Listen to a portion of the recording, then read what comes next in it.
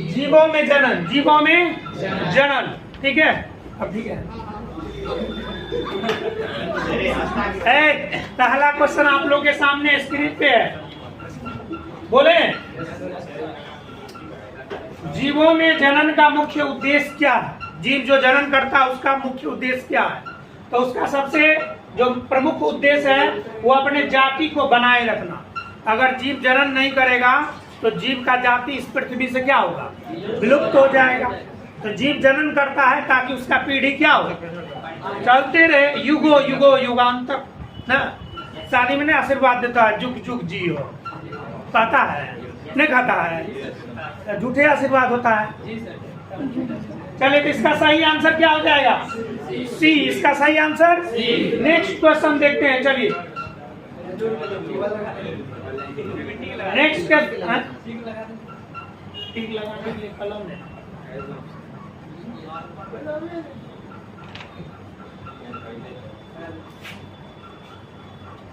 तो इसका सही आंसर क्या हो गया? सी। चलिए 2 नंबर का क्वेश्चन है आपको, अलैंगिक जनन में कितने जनक की आवश्यकता होती है? अलैंगिक जनन, जनन की ऐसी विधि जिसमें एक जनक भाग लेते। कितने जनक? एक जनक भाग लेते हैं। तो इसका सही आंसर क्या हो जाएगा? सी हो जाएगा। ठीक है, इसका सही आंसर सी हो जाएगा। चलिए नेक्स्ट क्वेश्चन पर चलते हैं। इष्ट में जनन किस विधि से होता है? इष्ट में जनन, इष्ट में जनन किस विधि से होता है? तो मुकुलन। इसका सही आंसर क्या है? मुकुलन। ठीक है, बी नंबर आप आंसर क्या? चलिए 4 में है, अमीबा में जनन की विधि क्या है? अमीबा में देखिए, अमीबा क्या करता है? खंड, द्विखंडन और बहुखंडन दोनों विधि से करता है।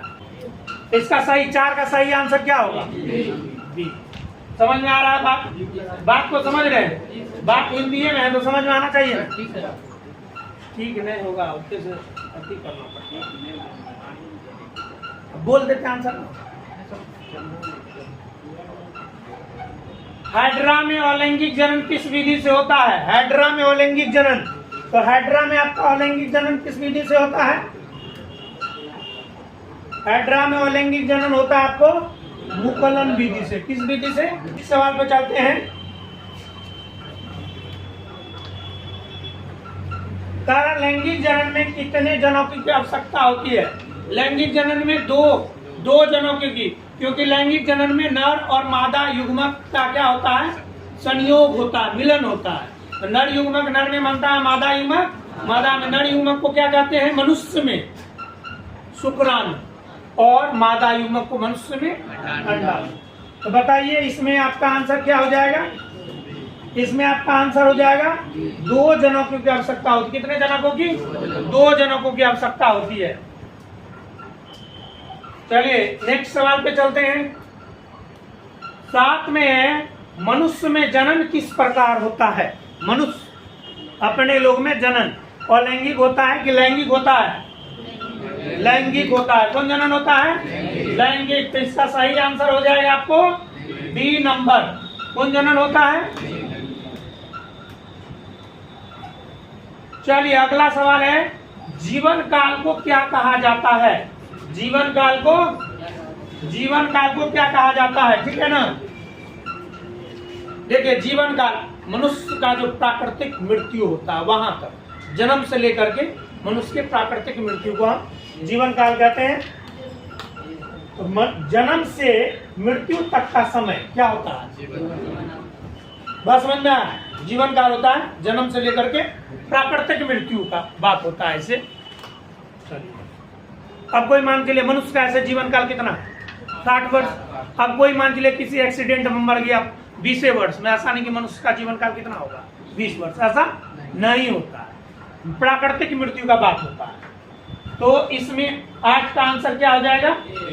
ए हो जाएगा। 8 का आंसर ए हो जाएगा। आपको 8 का आंसर ए हो जाएगा।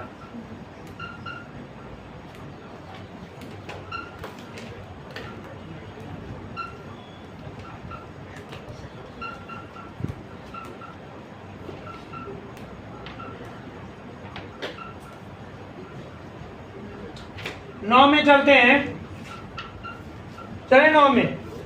कह केले में वनस्पतिक प्रवर्धन किससे होता है? केले में वनस्पतिक प्रवर्धन, केला में जो है, केला में किससे होता है? तो केला का इसका सही आंसर हो जाएगा तना। ठीक है, तना से निकलता है। चलिए अगला सवाल पे चलते हैं।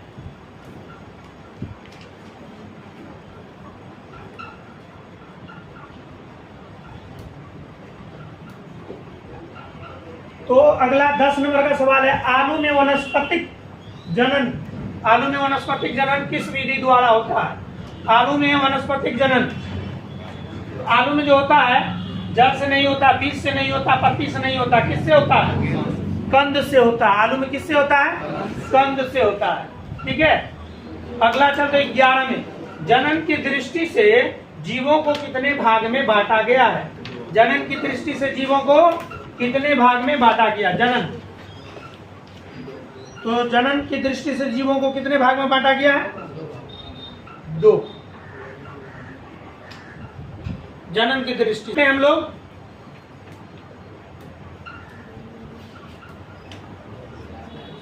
ठीक है, तो ये है एस्पायरो, एस्पायरोगायरा।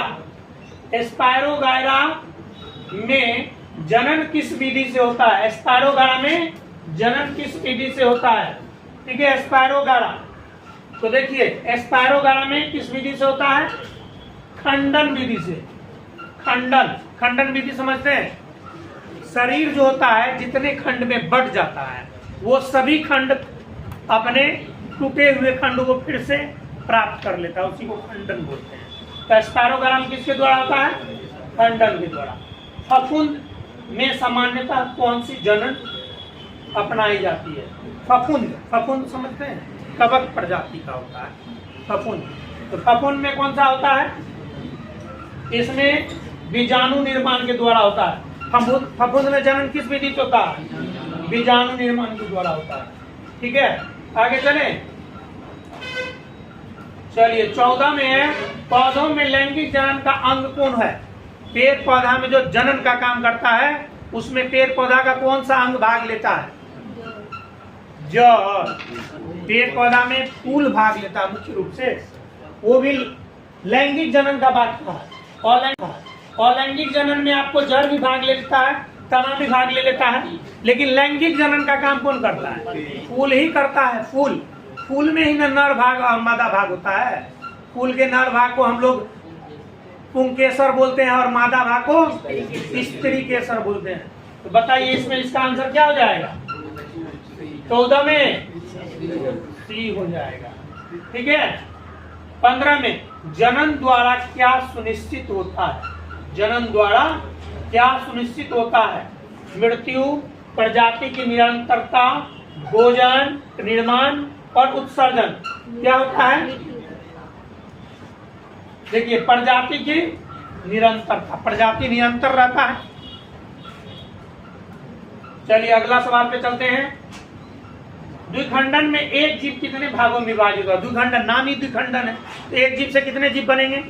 एक जीव से 2 जीव बनेंगे। एक जीव से 2 जीव बनेंगे, तो कौन होगा इसका सही आंसर? बी होगा।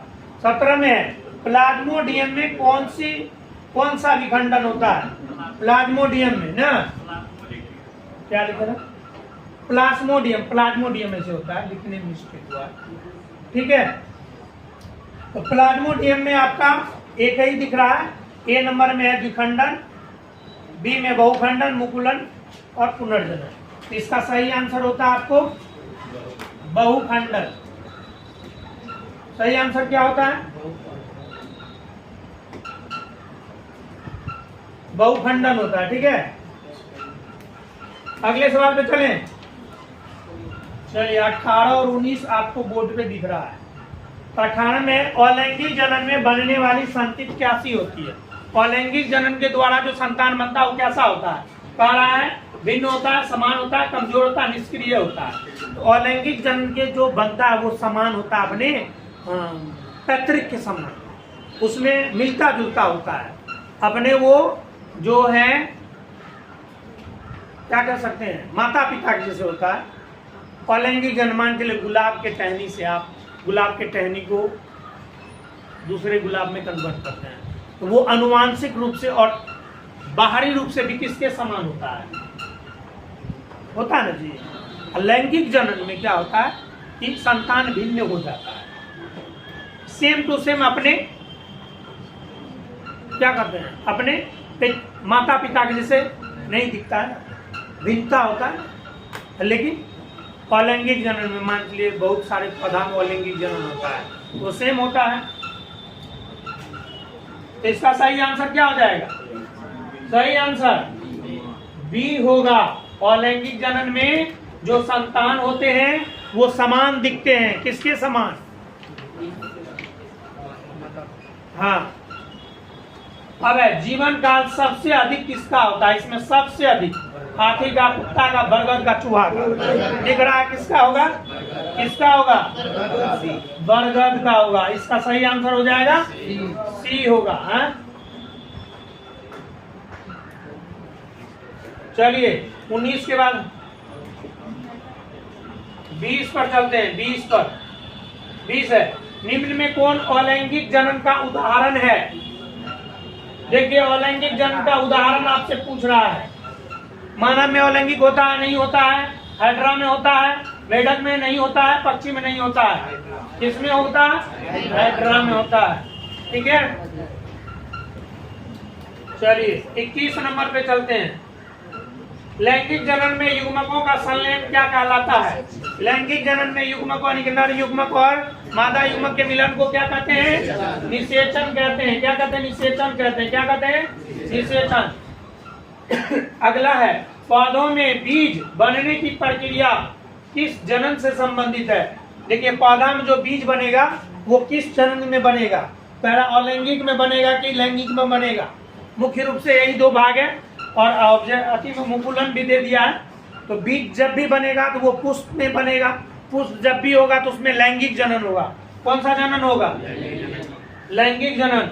इसका सही आंसर क्या हो जाएगा, बी नंबर। और चलिए 23 और 24, जनन क्षमता समाप्त होने की अवस्था क्या कहलाती है। इसका सही आंसर है मृत्यु। मृत्यु अवस्था लगभग कब शुरू होता है, मनुष्य में किशोरावस्था कब शुरू होता है, ठीक है, 10 से 19 ये किशोरावस्था होता है, ठीक है। अगला पर चले हम लोग।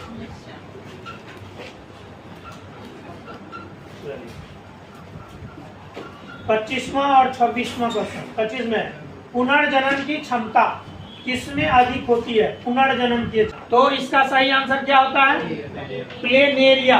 इसका सही आंसर हो गया ए। 26 में चलते हैं। वनस्पतिक प्रवर्धन का लाभ क्या है, वनस्पतिक प्रवर्धन का लाभ क्या है, ठीक है।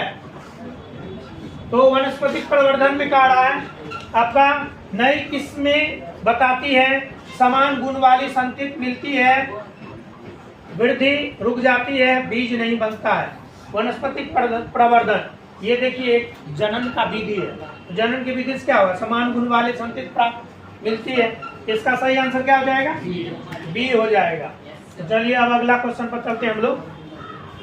चलिए अगला क्वेश्चन पर। हाँ अगला है, गन्ने का प्रवर्धन किससे होता है। जो है गन्ने का प्रवर्धन किससे होता है, तो तना से होता है। कभी कभी गलत होते हैं, चलिए इसका सही कर दीजिएगा, क्या होगा। चलिए 28 में चलते हैं। 28 में चलते हैं। निम्न में कौन सा अलैंगिक जनन का उदाहरण है,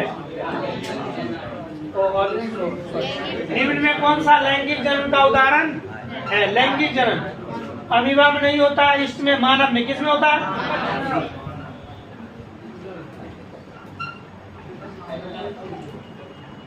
चलिए निषेचन के बाद क्या होता है, टॉपिक क्या है, क्वेश्चन आपका निषेचन के बाद क्या होता है। तो देखिए निषेचन के बाद युग्मनज निर्माण होता है। क्या होता है, इसका सही आंसर क्या हो जाएगा, बी।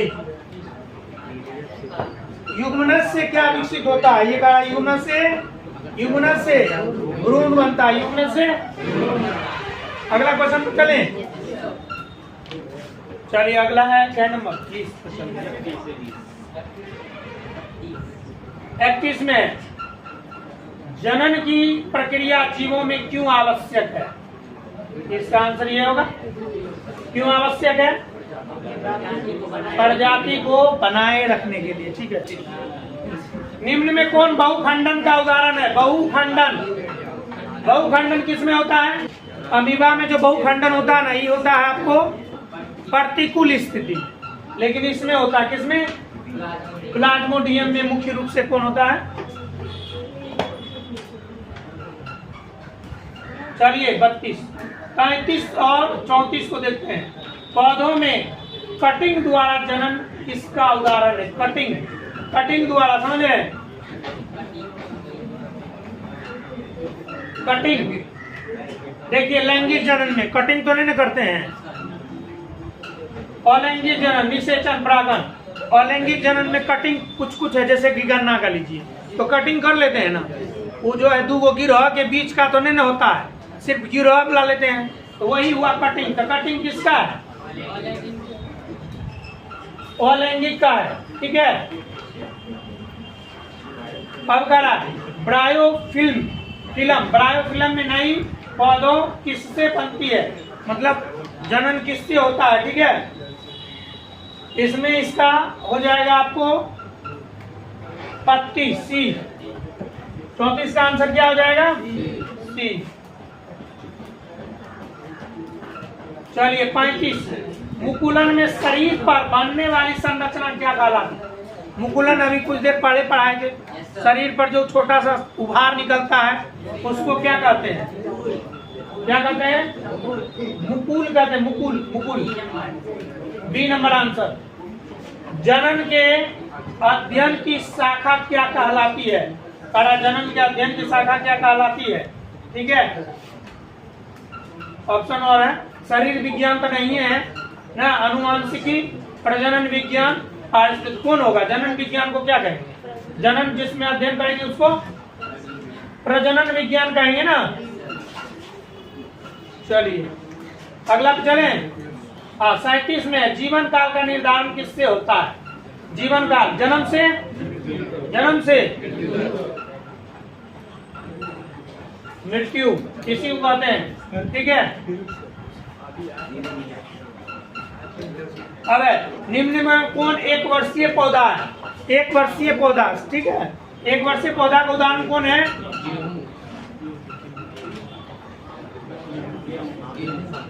आम तो बहुत दिन न रहता है जी, बरगद बहुत, नीम तो ना, इसमें कौन? गेहूं हर बरस लगाते हैं।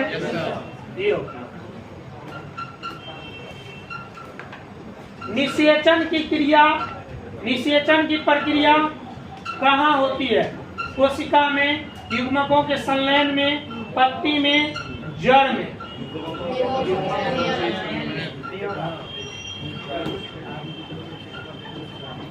तो इसका सही आंसर क्या होगा? युग्मकों के संलयन। मानव में जनन क्षमता किस अवस्था में आती है? जनन क्षमता कौन अवस्था में आती है?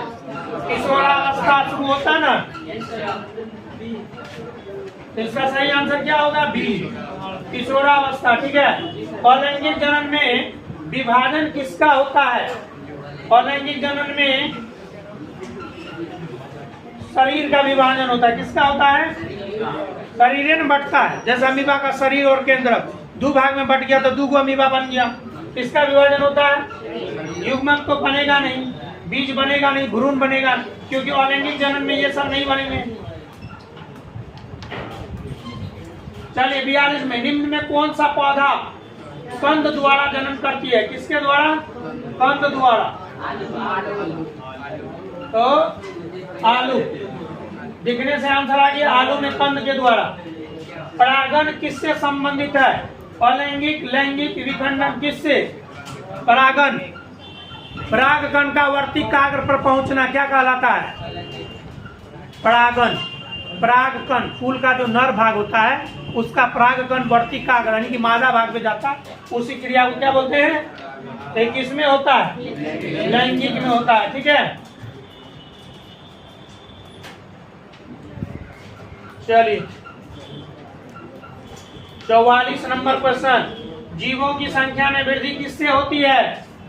वृद्धि किससे होगी? जनन से। किससे होगी? जनन से। आंसर नंबर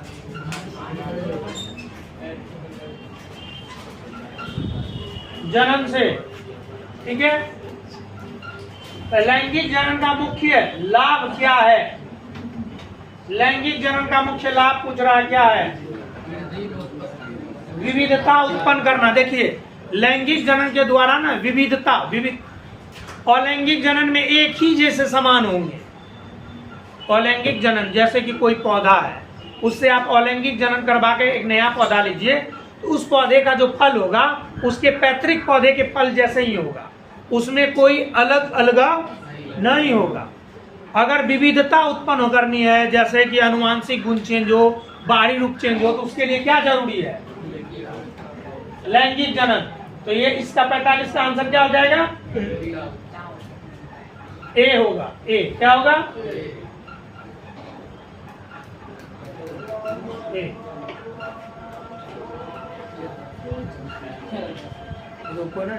रोकने होता है।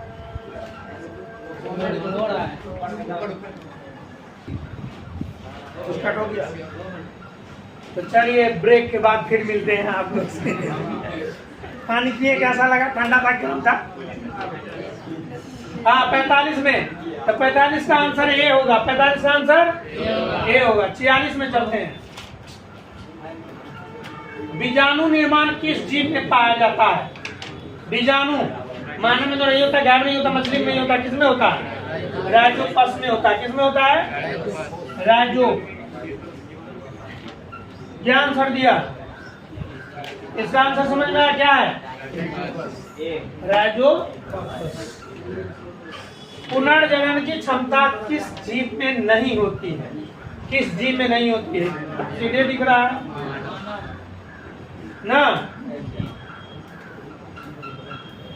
निम्न में कौन सा अलैंगिक जनन नहीं है?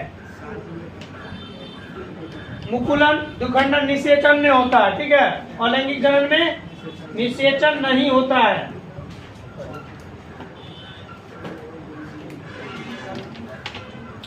जीवों में जनन की प्रक्रिया किस लिए आवश्यक है? जीवों में जनन की प्रक्रिया किसके लिए आवश्यक है? प्रजाति संरक्षण। लास्ट, जीवों में जनन अध्ययन किस विषय से संबंधित है? ठीक है, जीव विज्ञान। चलिए, ये सबका उत्तर माला भी यहाँ है, तो आप लोग